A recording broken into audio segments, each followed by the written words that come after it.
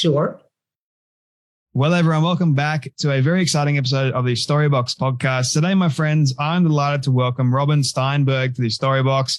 Now, for those of you that don't know who she is the founder and CEO of the Bail Project. Now, I'm going to stop there because I do something very new and very interesting nowadays on the show, is that I'm going to now pass it along to Robin and ask her in her own words who she is and what she does, aside from me having to sing her praises. I'm going to let her do it for you all. So, Robin, please take it away. Who are you and what do you do?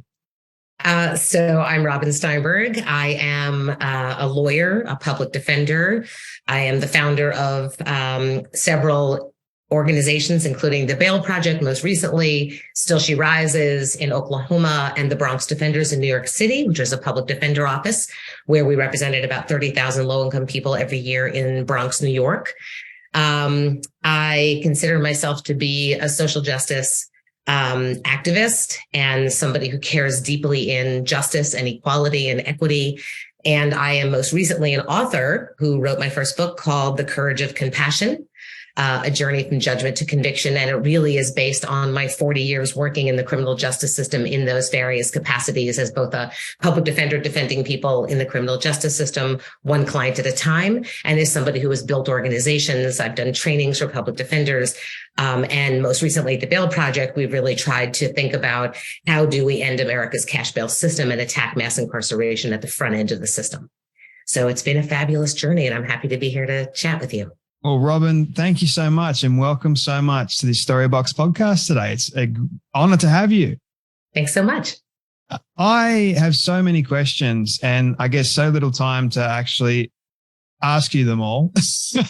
I mean, you got 40 years of experience to uncover, and I guess it's great that you wrote a book. And I know that 40 years condensed into 200 something pages is probably not enough, really. But I wanted to ask you, what is social justice and what is this whole idea of equality and equity in society today? So I have done work around that issue, obviously, through the lens of the criminal justice system. And I believe very much that America's criminal justice system is a reflection on all of us. It reflects the values that we hold, or the values that we say we hold, and that it reflects the realities of our systems. And I have worked very hard during my career, both to represent people who are in the criminal justice system, who need representation, who come from marginalized and historically disenfranchised communities, particularly and specifically the impacts of the criminal justice system are felt most heavily on Black communities and brown and low-income communities across America. So when I think about doing social justice is a very big title for really making the world more equal, making the world more fair, making the world more humane, and yes, making it more compassionate. Social justice in the context of our country, I think, also specifically means really also taking on the issue of racial justice and our history of racial injustice in America and the ways that that has played itself out in our criminal justice system and other systems across America. So I'm obviously joined by lots and lots of people who work on social justice and racial justice issues, but my focus has been inside the criminal justice system.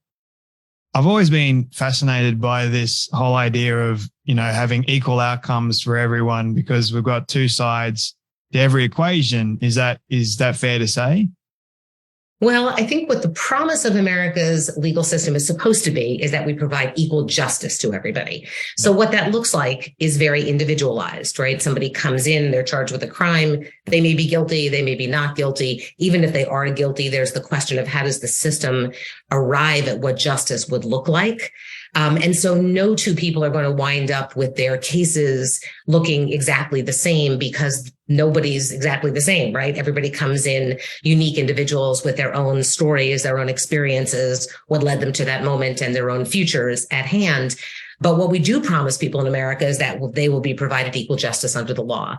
Unfortunately, the criminal justice system sort of turns that on its head. And what we see instead is a two-tier system of justice, one for people with money and one for people without, one for people who are white and one for people who are from communities of color. And those distinctions are really stark and obvious, and obviously don't fulfill what I think is the promise of our system, which is that everybody should be provided equal justice regardless of race or class.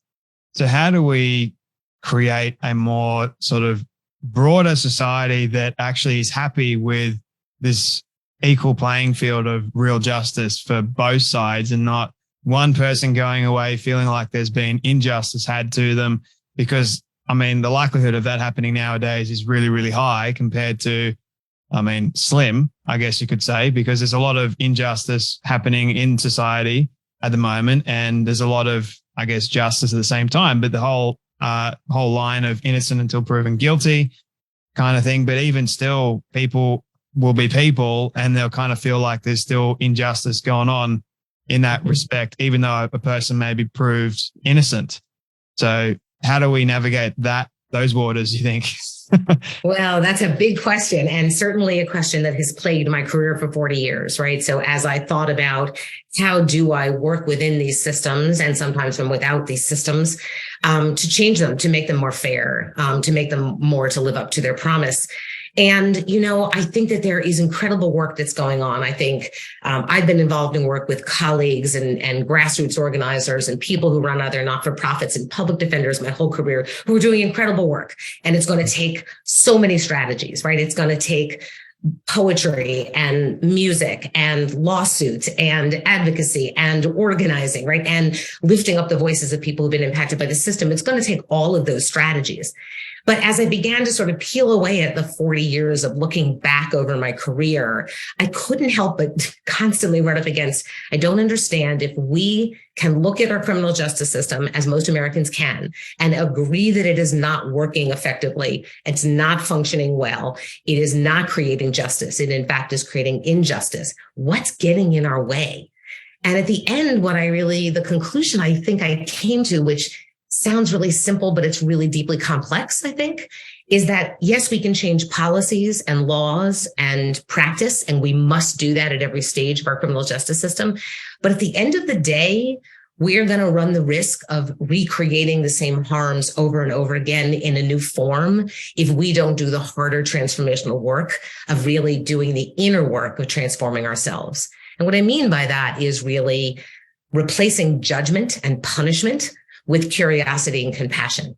And when I think about that not just in the criminal justice system, but one of the things I thought about as I was writing this book was my approaches to the criminal justice system, because it's the most extreme example of how we treat each other, and we dehumanize each other, and we label each other, and we demonize each other, and we cancel each other. We do that in the criminal justice system at its most extreme, but we do it every day. We do it on social media. We do it on TV. We do it across the dining room table when we disagree with somebody. And so I was really trying to use the opportunity of writing this book to sort of raise the issue of what is it? Why have we lost our connection to each other? And how can we begin to change that and shift our paradigm away from wagging fingers and judgment and punishment to connection and compassion and repair and restoration? And that's really what I arrived at, which was as much a surprise for me as anybody that knows me. After 40 years of working in the system, at the end of the day, I realized, wow, at the end of the day, this is about our internal lives, about compassion and love as a incredibly strong, powerful, and effective political force for good, and that we need to tap into that more often. I mean, you've got 40 years of experience dealing with a vast majority of ideas, people. At the end of the day, we are humans, but for whatever reason, in today's society, there's a massive divide between people, and there's all these ideologies. You're right. There's a bunch of labels being thrown out. There's a great deal of hate being pushed on both fronts, as sad as that is to actually say. And even though, I mean, I am probably like the least hateful person on the face of the earth. I hate it. I try and stamp it out. And I do that through trying to bring awareness to people's stories and saying, like, this is the reality of life. And sometimes life can be unfair and unfortunate, and it can be really, really unjust for people. But also at the same time, I mean, you're a public defender. You're dealing with many, many different levels of ideas, people, all that sort of stuff. Like I said just a moment ago, how do you combat or confront, because you're only one person, how do you confront if there's a level of corruption in positions of power that make the final decision for you? So, it's a daily confrontation in the criminal justice system to stand up to injustice and to call it out for what it is. But it also is about trying to work with people in the system who are systems players who might be on the other side, your quote unquote adversaries, and trying to find some common ground to have these conversations, right? To try to find some common ground to basically say, look, putting somebody, in a box, in a cage, and canceling them out of existence by putting them in jail forever, right, doesn't solve fundamentally the problem that we're trying to address, right? No. And likewise, putting someone on a pedestal and pretending that they're perfect and they have no flaws is the other extreme, which also doesn't really honor our humanity. We're all incredibly complex human beings. None of us are all good. None of us are all bad. Right? I challenge people all the time, right, to think about the worst, most shameful thing you've ever done in your life. Don't talk about it out loud, but remember what it is. And now ask yourself, do you want to walk into a room and have me introduce you by that act and define you by the worst thing you've ever done, which ignores the entire experience that came before that moment and the possibility for a future and redemption moving forward. And everybody goes, no, well, that wouldn't be fair. But that's exactly what we do to each other. It's what we do in the criminal justice system at its most extreme. And it's what we do outside the criminal justice system every day. We have to be able to recognize that all of us are complex. All of us have flaws. None of us should be defined by the worst thing we've ever done. And that the only way we're going to move justice forward is, right, to really understand the connections we have to each other and to see everybody in ourselves. If I can see you and myself and I can see your children and my children, we have a connection, right? Mm-hmm. And we have a more of an understanding. And with that, I think we can lead to a better world and more just outcomes. Do you see cancel culture in the criminal justice system? I think the criminal justice system is cancel culture. I think it is actually the precursor to cancel culture. We literally take people and cancel them out of existence. First, we label them. We call them robbers or felons or offenders, and we don't use human language. Then we put them into a courtroom and don't even talk about them as humans or engage with them as humans. And then we put them off into jails and prisons across America where they sit in violent, traumatic jail cells day in and day out until their sentence is over and they're released. So we, at its extreme in the criminal justice system, cancel people out of sight, out of mind. And so, yeah, I think it's the analogy is very, very clear. And while it may not be as extreme outside of our criminal justice system, it can get pretty extreme. When we don't provide a way for people to come back, even when they've caused harm, when we don't think about how the person to whom harm was done, what they might need, how they might need restoration and repair. And that doesn't mean necessarily that you just cancel people away. Sometimes that means having a conversation. Sometimes that means finding a way to do a restorative justice process, right? That can mean lots of different things, but we don't even think about that. We just, it's easier to cancel and wag our fingers and judge people. I think somehow that's easier. It creates a distance between us and the other, rather than recognizing that we are the other. And that is a harder, more vulnerable place to be and a more challenging place for us to exist. But in the end, I think it actually would make us happier and freer and more connected. The whole idea of cancel culture, like trying to remove someone's actual humanity to begin with, I think is just vile and hatred just steaming forth in this kind of normalized thing for whatever reason. As to why it has been normalized, it goes beyond my level of even comprehension. Like I try and understand why we try and cancel, why we try and silence speech, why we try and cancel a person and ruin their life to begin with. They may have made a mistake in the past. I know there are people out there that have done incredibly horrendous and vile acts, but at the end of the day, they are still a human being. You're going to look at them for being a human being. And obviously there are consequences involved with that person doing the wrong thing. I'm not saying that is not going to happen, but absolutely, people make those kind of choices. But I do want to ask you this question because you alluded to it a little bit before. Do you believe that people are inherently good? I do believe people are inherently born good. I think that, we are born into the world with curiosity. We're born into the world with kindness. We're born into the world with open hearts and open minds. And everything that happens from that moment on may actually turn us in a different direction. But I do think that's true. Like you, though, I just want to get back to your previous point, because I think it was a really important one, which is I also believe in accountability. People should be, of course, held accountable when they do harm to other people. There's no question about that, or harm to the environment, right? Or harm to an animal, just harm generally. But what accountability looks like doesn't have to look like destruction. It doesn't have to look like cancellation. It doesn't have to look like harm and more violence, right? We have to shift our paradigm about what it means to hold somebody to account for what they've done, but in a way that there is repair and a way back, right? So I agree with you. People should be held accountable.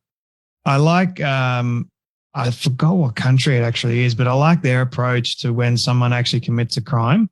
I think there's a lot of rehabilitation that goes on. I can't actually remember. It's some European country. It might be somewhere in Sweden, one of those. I think you're right that Scandinavia tends to be talked about as a place that has a much more restorative idea about what it means to be held accountable. Even when people are sent out of the community, the places that they're sent to don't look like our violent, traumatic, terrible jail cells, right? Where people endure more harm and come out worse than they went in. It involves actually therapy and treatment and support and a more humane living environment so that when they re-enter society, they're better prepared to be productive members of society. What we do to people here in America by putting them in violent jails, right, is that we just create more instability. We create more harm. We create more violence. And somehow, even though we've been doing this for decades and decades, we keep doing the same thing over and over and over again.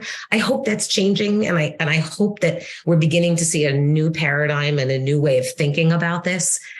Because we really need to really think about, how we support people who have been sent to jails and prisons, no matter what they look like, so that they can return.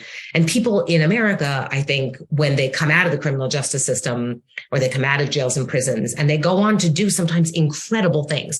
I have colleagues who have lived experience in the criminal justice system and in jails and prisons who are incredible leaders. They're inspiring, impactful, brilliant people. But they got to that place not because of the criminal justice system and what we did to them. They did it in spite of it. And so I'd love to see more people be able to come out of the system. Obviously, I'd like to change the system entirely, but if it exists now, I'd like people to be able to come out with more support and having been enhanced rather than, our destructive tendencies and vengeful tendencies, which we have. I have a friend of mine that I had on the show. I don't know if you've heard of him, Shaka Senghor. He wrote 2 incredible books. And his story is living proof that you can rehabilitate and you can send people out into society that have actually done a wrong thing. It's really interesting to me how people don't understand that you put someone in a violent position, violence will beget more violence. That's just human nature. And absolutely. If you put someone in a position where there isn't violence, the likelihood of them wanting to commit violence is significantly reduced. Oftentimes, it's like the whole nature versus nurture argument in that respect. A lot of us, we're not born violent. We are taught oftentimes. There's a lot of learning that goes on with that. There's also psychological aspects to human beings, which I find fascinating too, that contributes to them wanting to be violent as well. But a lot of it has to do with their environment, where they're placed, and the experiences that they've been exposed to.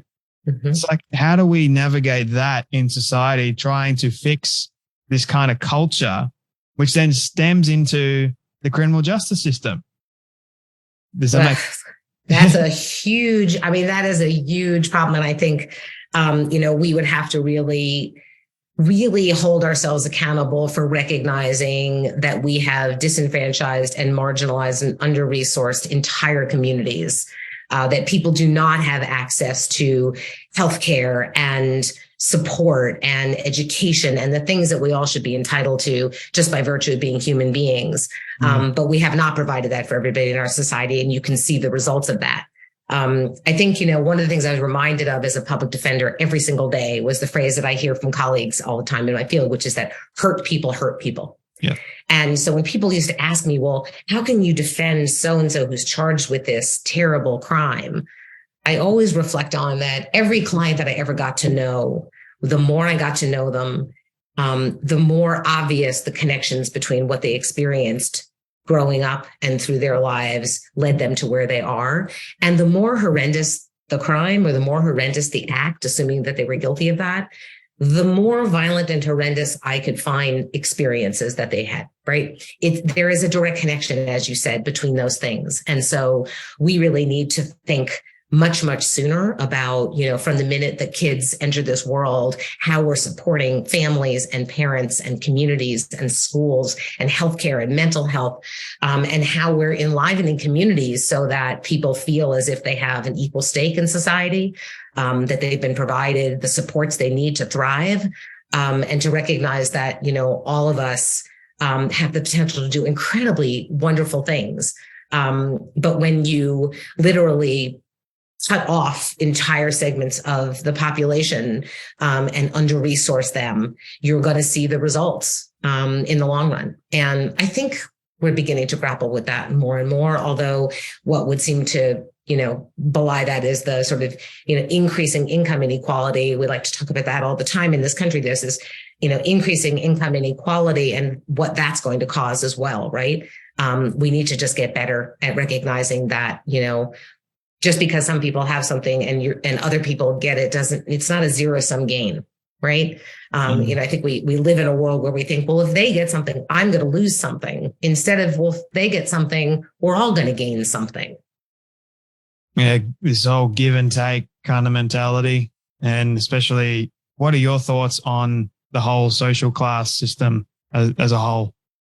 Yeah, well, like I said, income inequality continues to grow in America, and you see the disenfranchisement of so many people from thinking they even have a shot at the American dream, and that might be more of a myth than it was a reality.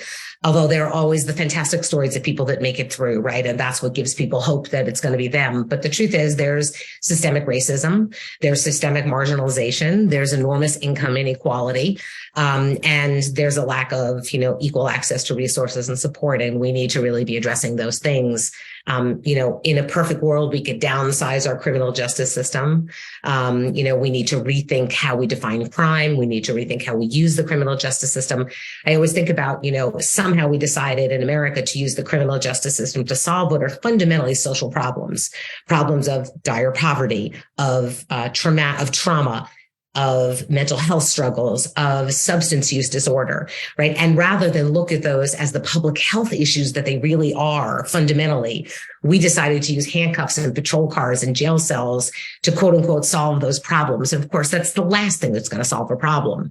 But it did take those problems and put them out of sight and cancel them out of our minds. And we're seeing the results of that, right? We incarcerate more people in America than any other country in the world. And we're not this. And if incarceration worked, we'd be the safest country on the planet, and we are not. So it's time to really reimagine what we're doing instead of keep doing the same thing over and over and over again, as if it's going to work. I think a lot of what drives that, though, when I think about it, is somehow it makes us feel safer. Right, to remove people from society, rather than actually look at it and ask ourselves, does that really make people safer? The answer is no, not for people in jails and not for people out of jails.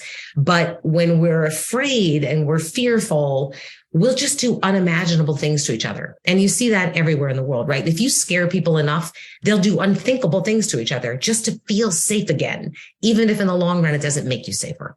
The whole idea. And we're battling that, like we're battling that fear.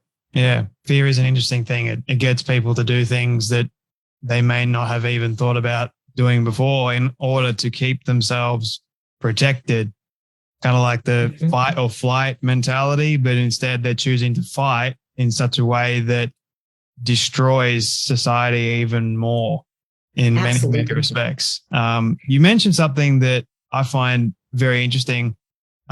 this whole idea of systemic racism, I'm curious, what does that actually look like as spending 40 years in the criminal justice system? Has that always been the case, or is it, you think, changing at all? And what is actually involved with this idea of systemic racism? If you look at some of the work that's been done, by people like Brian Stevenson in the museum he has down at the Equal Justice Initiative, or you look at works like the New Jim Crow, the line from slavery to mass incarceration in America is pretty clear. So systemic racism is in large measure a huge piece of what's going on with our criminal justice system. You see it in every single phase of the criminal justice system, right? So you see it in policing decisions. You see it in sentencing. You see it in how cash bail gets set. If you are Black or brown, you are more likely to have bail set at the beginning of your case than if you're your white counterpart, and bail is likely to be higher, right? So you see it playing out in the bail context. You see it playing out in discipline in jails and prisons. You see it playing out in probation and parole. So it really infects every aspect of the criminal justice system. And that's not to say, sorry to interrupt. Is that the same for, say, for example, a Black person is actually really rich? So certainly, I would say racism plays out all the time, no matter what your bank account looks like. That said, if you are able to access financial resources, you are going to do better in the criminal justice system, right? So you're going to be able to hire the high-powered, high-priced lawyers who are going to fight your case, right? You're going to have the resources to do the things you need to do to protect yourself. But at the very beginning of the system, where either police or the system, was defining who's coming into the system, I think that class is a big piece of that, but race is a much more dominant piece of that, which is why you see such racial disproportionality in our system. But that said, of course, you're always better off if you have resources and you're wealthy. So kind of like in my mind, I'm thinking there's like levels almost of racism that also is associated with the social class. Because if it sounds as like, you've got someone that is obviously African-American, or they're a person of color, but they're of high status in society. They've done the wrong thing. They're able to afford a high prosecutor, a high defender, actually, to get them out. And obviously money talks a lot more nowadays, versus you got someone that is obviously really, really poor. They are a person of color. They get thrown the book at them more often. And I'm fairly certain that you would have seen this more or less, because they're like, well, you're looking at someone that's got more money. They're contributing, or they see them as contributing to society a little bit more. So we're going to let them go back on the street a lot quicker, because that means they're going to be contributing to society a little bit more. There may be still racism involved in that to some degree, versus someone that is just an absolute, they're poor. They're not really contributing much to society. I don't know. Does your mind go there at all? My brain's just thinking along those lines in a way. Certainly because you're from a low-income community or a low-income person doesn't mean you're not contributing to society, right? You're probably contributing to your family, to your community in all sorts of ways, to your church groups, whatever the areas of contribution are that you're making. So I want to be clear about that. What I think, though, and I can't speak for, another group, but what I do know is if you have money, your case results are going to be better in the criminal justice system than if you don't. For one, you're going to be able to pay your cash bail up front and be free while you fight your case, which gives you a huge advantage. So whether you are white or Black or, from any other community, if you can pay your cash bail up front, you're going to have a better case disposition. That said, if you are Black and living in America, or brown and living in America, and from a marginalized community, you are going to experience racism in all sorts of ways every day, in all sorts of aspects of your life, unfortunately. But if you enter the criminal justice system, will your case wind up being better if you have resources? Probably, sure. Like I said, the most important marker will be whether you can pay your cash bail to get out. Which makes all the difference. It makes all the difference in terms of what your case dispositions look like, whether you have to go back to jail to serve a sentence, whether you can work in partnership with your lawyers to create a defense, whether you can find witnesses on your own behalf. I mean, everything will go better for you if you can get out at the very beginning. So regardless of race, if you have the money to pay your way out for your freedom at the very beginning of the case when cash bail gets set, your case dispositions are going to wind up being better. it doesn't necessarily seem very fair to me in many respects. I mean, like, because you got someone that's got obviously a lot more money than, or they've got a lot of opportunity to earn a great deal of money, let's say, versus someone that might not have had the same level of opportunity. They've been trying, they're still contributing to society, but therefore they're stuck. They can't pay that amount that has been set for them. It's not to say that they could never pay it, but their life experiences have probably not amounted to that of someone that has earned a great deal of money and committed probably the same crime. I mean, the crime is still the same, but the person's situation is different. So how do we deal with that? So it's really interesting about our America's cash bail system, right? Is that it was actually created because the theory was if you set bail in an amount of that somebody can pay, it provides an incentive for them to come back to court. And intuitively, I think that theory might make some sense, right? Okay, so you have skin in the game. And the reason is, by the way, because at the end of your criminal case, no matter how it resolves itself, you get your money back as long as you make your court appearances. So the idea was it was a release mechanism, right? And the theory was a theory. The problem is over years, judges began to set bail in higher and higher amounts. And so low income Americans couldn't pay the bail amounts. And so they wound up sitting in jails before conviction, right? Not serving sentences before any evidence has been brought into a courtroom. They wound up sitting in jail sometimes for months or years simply because they couldn't pay the amount of cash bail that a judge set. And high income people could pay that bail so they could get out and have better case dispositions. That turned the whole presumption of innocence on its head. Because once you're held in jail on cash bail because you can't pay it. And remember, most Americans don't have $400 in their savings account for an emergency, right? So you're talking about asking people to choose between feeding their children and paying their bail or paying their rent and paying their bail. But what we know is if you're held in on cash bail, you are much more likely to plead guilty to a crime, whether you did it or not, whether your lawyer even advises you or not, because it's the only way to get home. And if you can fight your case from the outside, you're much less likely to wind up going back to jail or with a conviction. So it turns the presumption of innocence on its head. It corrodes sort of the entire leverage in the criminal justice system to prioritize sort of the prosecution and government, because you're stuck in a jail cell and you just want to go home. And I think what most Americans don't know is that, we have 3,000 local jails in this country. The majority of people in those jails have not been convicted of anything yet. They are not there because they're serving sentences and they've been convicted. They're there because they can't pay their cash bail. They're there because at the very beginning, before any evidence was brought forward and we were able to test it to determine if they were innocent or guilty, they couldn't pay for their freedom. That's the problem with the cash bail system. So we need to take money out of the system. You need to eliminate cash bail and reimagine what a pretrial justice system would look like, where the decision about who should stay in and who should go home is made not on the basis of how much money you have, but is made on other sort of objective, transparent criteria that should really be vetted in a courtroom, in a very clear way with procedural safeguards for the accused. And then I think if we did that, what you would find is that the majority of people could go home and be returned to the community safely. And the system would allow for the smaller number of people who may not be able to be returned to their communities safely would have to stay in jail pretrial without bail. But cash has never been a proxy for safety. It has nothing to do with safety. And what we know from 5 years of running the bail project and doing 30,000 bailouts, our clients come back to 92% of their court dates, even though they have not put up their own money for bail. So we know it's a myth that money is what makes people come back to court. All money does is create a two-tier system of justice, one for people with resources and one for people without. So we need to really change the American cash bail system. It's also the driver of mass incarceration. It's a driver of racial disparities, and it is 99% responsible for jail growth in America over the past 25 years. And it's also largely contributing to corruption, because more money someone makes, it's like a revolving door, of so many people coming in and out. And obviously, if they have a rich person that comes in, they're like, okay, we're going to set you a bail at this amount because we know you can pay it.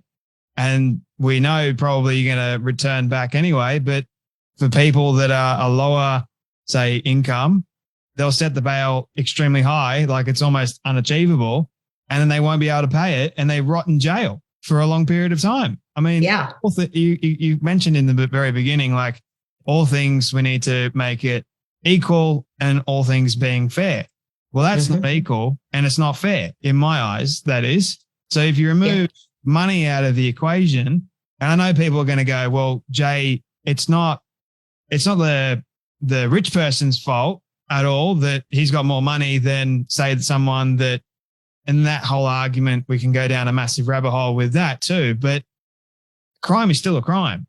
You know, you got to look at it for what it really is. And removing money out of the equation there and saying, look, if you want to create an equal society, have it across the board. Like, I don't know. Like, yeah, no. And look, you know, when they set bail at the beginning of a case, we don't even know if the person's committed a crime or not. I mean, what we know from our proven guilty. Right. And what we know from our data at the Bail Project over 5 years is when we pay cash bail with donated dollars, 1 out of 3 people have their cases dismissed entirely once they're bailed out, which means they shouldn't have been there at the beginning. That's a lot of people. That is a lot of people that are in this system who never should have been there and never should have been arrested, or the evidence doesn't exist to prove them guilty. But if we would never know that because people are being held in jail and they plead guilty so they can go home, because that's the fastest way to get to safety. A big question that I know we could probably spend hours on is, how do we fix the crime level in America or even in society? Well, the first thing we have to do is look at ourselves in the mirror and recognize that what we've been doing hasn't worked, right? And so we need to say that out loud. And, you know, I like to say in our own personal lives, that's a good lesson. It's certainly a good lesson for all of us, which is this isn't working. And so what did we get wrong here? And I think you need to fundamentally, as I referred to before, look at the things we're bringing people into the system for and recognize that there's a huge amount of the system involvement that is just about public health matters, right? Matters of mental health, right? Staggering levels of mental health challenges, substance use disorder, right? That's never going to be solved in the criminal justice system. Those issues need to be solved through a public health lens of what do we need to support somebody with mental health challenges? What do we need to support somebody with substance use disorder, right? What do we do to address the issues of real poverty where people might be committing crimes because they have no alternative, right? They didn't have any choices at the moment. You know, we need to think about that. We need to think about trauma and the role that past trauma plays in creating current crime, right? We need to look at the destabilizing impacts of COVID-19 and recognize that none of us are well. The world is not very well right now. And some of the upticks that we see in crime in different places and some of the violence you see has been brought about by one of the most destabilizing events in our history, where over 1 million people just in America alone died from COVID-19, destabilizing families and communities, shutting down resources that people had, you know, really creating all sorts of new trauma. And really can't ignore the fact that we sold more guns in America in the past 3 years than we have in our entire history. And so we need to be looking at all those things and really, you know, facing it head on and just saying, like, do we really think any of these problems are going to be solved with the criminal justice system and police cars? Or do we think we need to have an entirely different paradigm? There are people doing incredible work out there, I think, around this sort of notion of restorative justice and what that means, which honors both the humanity of the person who might have caused harm and it honors the humanity of the person who might have experienced harm, right? It provides a paradigm for those people to come together, to hear each other out, to hear what were the experiences that brought this person to this place where they caused harm? And what did that harm do to this other person? So there is mutual respect and understanding. That's not going to work in every situation, but it certainly is a paradigm worth talking about. I think we need to be talking about, what do conditions of confinement look like?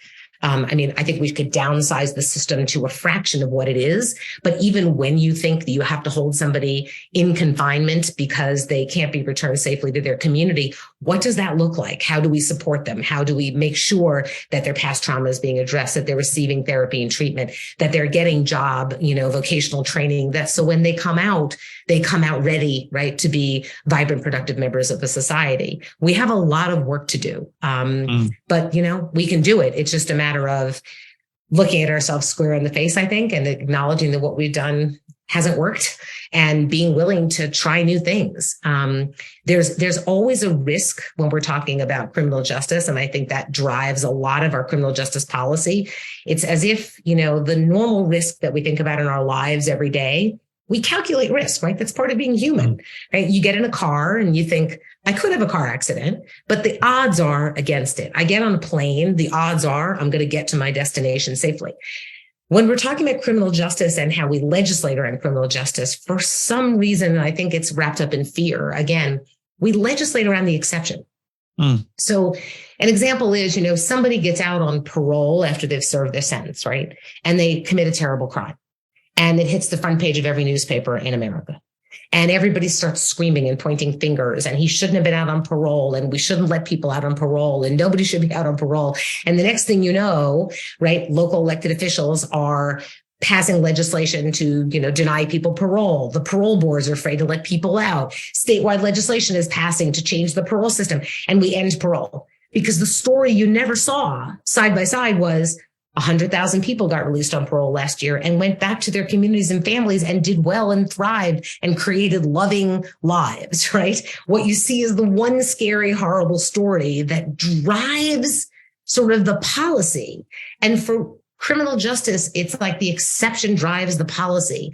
It's always been a mystery to me until I started really writing this book and thinking about what is that? And it's just fear. It's just fear. It's just being unwilling to take a breath after you read an article like that, or you've seen it on the front page of the newspaper, or a local news station ran the story, and ask yourself, is this what usually happens, or is this the rare occurrence? Do I change my entire life because of what a rare occurrence, or do we really live our lives around what usually happens? That doesn't mean we don't look at the situation, try to figure out how we could have done better. It's not that it's not heartbreaking. It's not that it doesn't cause harm, but it shouldn't drive policy. And I think in criminal justice, the exception is what drives policy all too often. And that exception is just almost never based in data. It's almost never based in the evidence. It's almost never based in sort of thoughtful approaches to problems. It's almost always a reaction to something. And we have to get a handle on that, right? As humans, we need to get a handle on our fears. The only antidote to fear is curiosity. I am convinced of that. It is the only antidote we have. It's the only tool we have, because as you said much earlier in this talk, we have a fight or flight instinct, and that is an instinct that we have, and it saved us back in the old days, right? But we're able to evolve beyond that. That's what makes us human. And we're able to sort of ask ourselves, is this fear real? And when it's real, I'm not suggesting somebody should be put in harm's way. But if it's not real, let's interrogate what's really going on. Right? Let's look at the data. Let's look at the evidence. Let's ask ourselves, is my fear rational or irrational? Because nothing is worse than making decisions based on fear. And we really need to take responsibility for that and get curious, right? Just that's the antidote to fear. And when we get curious, that's how we find our way to compassion. And when we have compassion, that's how we find our way to connection. And when we feel that connection, that's how we feel compelled to act on other people's behalf. There's a lot that you said there that we can sort of dive into. I'm glad that you said all of that. Firstly, I agree with you. America and even Australia has a massive mental health crisis that's going on. People are definitely sick. And I think more needs to be done except having this sort of quick fix. So throw them in jail, say you can rot there. You've done the wrong thing. That's going to be your consequence, and just leaving it as that. And then you're also right about how no one really hears about the thousands of other people that are released on the bail system and they're actually doing the right thing. You only hear about the one, for example. And then also this whole idea of looking at curiosity and creativity. And I really believe that what makes us human in the first place is having the level of curiosity and creativity to go through life, to be able to ask questions, to be compassionate to other people, to be kind. But unfortunately, there is an evil world out there that you've got to combat with. And it looks as if like evil is now good and good is now evil in my eyes, in many respects. And trying to navigate that kind of world with compassion, it's difficult. I don't know if you feel the same way, but it is very, very difficult. It is very difficult. Look, compassion, people think about compassion as being soft, right? It's a soft, easy. It is the hardest thing to do. I fail at it every day, right? So people are like, well, are you an expert in compassion? I'm like, no, of course not. It's a challenge I think about every single day, whether somebody, cuts in front of me online and the first thing I want to do is label them something. And I have to ask myself, what's going on there? Maybe they were in a rush. Maybe they have a reason they need to get in front of me, right? Like just have a little bit of open-mindedness about what might have been going on with that person rather than judge them and demean them and call them names, right? And label them. So compassion is hard. I think we're all capable of it. I think it's something we need to develop.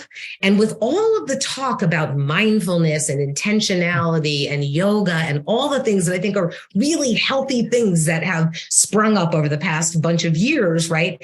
Compassion should be right there with that kind of intentionality and mindfulness, right? It should be, how do I develop this tool of compassion? And the only way you develop it is with curiosity. And how do I use it every day in my everyday life with people that I know, with people that I don't know, more importantly, and with people that I just like to talk about out there, the other, right? And I think it's a skill that can be learned, but you're right, it's a challenge. And the book in some ways is really a challenge to the reader, right? To challenge themselves, right? To think about how they might develop compassion. And compassion is not pity, right? And it's not feeling sorry for somebody, and it's not holding somebody accountable. It's not even mercy. Compassion is the willingness to travel alongside somebody to try to understand their pain and their experiences, which is an act of imagination, because you can't really feel somebody else's experience, but you can use your imagination to understand what that might feel like, to bring you just a little bit closer and a little bit more connected. Hence why you've got the courage. So courage is no easy thing to actually uphold, and neither bravery either, but it is a journey of the life that we are living in currently, and we should do our very, very best. I mean, it's okay to fail. I mean, that makes us human as well, but it's all about trying to bring ourselves back to that reality of, yes, you failed, but have a little bit of compassion, have a little bit of empathy, forgive yourself. Now let's move on to bigger and better things in life. And also with the mindfulness, using that term that is thrown out a lot today, no doubt. Trying to be more mindful of who you are as a person, but how other people may be feeling as well. That is also exemplary. Yeah, I'm probably exemplary, I think. Yeah, exemplary. There we go. Yeah, it doesn't. Some words don't roll off my tongue very well. You know what? You're just human, and we make mistakes and we have flaws, just like the rest of us, right? That's the lesson here. But you make such a good point about showing yourself compassion when you fall down or you fail or you do something you're ashamed of or you do something that hurts somebody. Showing yourself that compassion, right, is a beginning also, and then sharing that compassion with others so that you can do the same. Your book is called The Courage of Compassion, A Journey from Judgment to Connection. People can get it now wherever books are sold. I'll link it in the show notes below for people. Robin, this has been a very insightful conversation, and I've really, really enjoyed it. And I wanted to sort of finish on a very controversial note, if that's okay with you. I don't know. We'll see. I want to get your thoughts on, there is this thing at the moment happening in America, in New York, with the whole Jordan Neely debacle that's been going on. And I wanted to get your perspective as a public defender. What are your views on the entire situation, if you don't mind sharing? That is a very big question. It's funny that you asked that question because my family and I sat down to dinner last night, and my husband and I were sitting with 3 of our kids, and we had just a rollicking conversation about this and a debate about this. And I would have loved to be a fly on the wall for that. Yeah. I mean, look, there's so much to unpack in that situation. And I think it's a very hard conversation to have for people. And I think it's also very early in understanding what happened and why it happened. And none of us were in that car, and none of us can actually see what happened. But you can't look at that situation and not think about the roles that mental health played in that situation erupting. You can't think about the role that race may or may not have played in that situation. You can't help, but I can't help but feel sadness and compassion for the young man who died. And I can't help but feel sadness and compassion for the young man who's going to be charged with his death. And, nobody should have had to die under those circumstances. But I think the question that we're also now left with, and this is a really good example of that, is how do we think about what justice looks like here? Yeah. And maybe this is a moment where we can really think about a paradigm that looks different than just pointing fingers, wagging fingers, making judgments, punishing, and canceling, and really thinking about what could a more restorative justice result look like here. We can't bring back the young man who died. Of course not. And his family will have to live with that loss forever. And the young man who's been charged is going to have to live with that as well for the rest of his life. But I look at it in some ways as an opportunity for us to really think about a different paradigm for figuring out what justice might look like here that looks different than I think our normal response to things, which is so deeply punitive and vengeful. And of course, there are broken hearts everywhere here, and nobody ever feels good about this situation. I think it's really important that we try not to divide ourselves into ideological camps. Yes. This is a complicated, complex, difficult situation where, two families are going to suffer in entirely different ways, but that we need to be aware of that. And we need to really lead with as much curiosity as we can, as much compassion as we can, to really find out what would justice look like in this situation where you can't bring back somebody. And how might we actually use this moment to have more thoughtful conversations about how we are thinking about criminal justice, how we think about punishment, how we think about mental health, how we think about race, how we think about each other, and how we think about what happened in that subway car as an example of, in some ways, some people getting involved and other people not getting involved, and how that might have played out differently. And it's really easy to sit back and to look backwards and to point fingers and to judge. And it's really hard, I think, in the moment, to think about how might we have acted in that situation, and to hold ourselves accountable for thinking about that in the future, how we might have intervened to ensure that somebody didn't die in that situation. But I think, this is going to be a long conversation for a long time. And I hope that we can do it with thoughtfulness and courage and care and a commitment to justice, both for the young man who lost his life and for the young man who's going to be charged. It's just a very tragic set of circumstances and entirely a huge event that completely just blew up. And unfortunately, someone lost their life in the entire mix, but it does raise a lot of other questions. And the reason why I asked you is because of the area of justice and how it's now going to be perceived. Because going back to the very beginning of the conversation, is it like one person is going to be pleased with it, the other person may not be? So how do we navigate that whole situation? But you're right, it is going to be a conversation for a very long time. But what would be really great is if we weren't screaming at each other about it. And what would be really great if we weren't labeling each other and dehumanizing each other on either side. And we're actually trying to have a conversation that recognized the humanity in both people involved in this situation. And like I said, that's not an equivalency if somebody lost their life and somebody obviously caused that to happen. But can we have these conversations in a more thoughtful, compassionate way with each other so that we can arrive at something that feels more like justice and less just like revenge and political ideology and pointing fingers and screaming? And that's not to say that people don't have a right to feel hurt and outraged or angry or shamed or whatever it is they feel, but we need to get better at having these conversations in a way that aren't so destructive for everybody involved. You get two screaming people in the room on opposite ends, no ground is going to be made at all. You're not going to find common ground in that. Well, and in this situation, nobody should be dehumanized and demonized for mental health struggles or for being unhoused. And nobody should be dehumanized because they're charged with the crime either, right? It is, very, very hard to maintain our compassion and rationality and thoughtfulness around this. But I'm hoping that this may be an opportunity to do that. Well, I, for one, am grateful for you, Robin, and your work. And I just want to say thank you so much for your time with me today. I've very much enjoyed this conversation, but I again, thank you for your book. Thank you for your work. And thank you for joining me today on the Storybox podcast. Thank you very much. I really enjoyed the conversation, and thank you for inviting me on.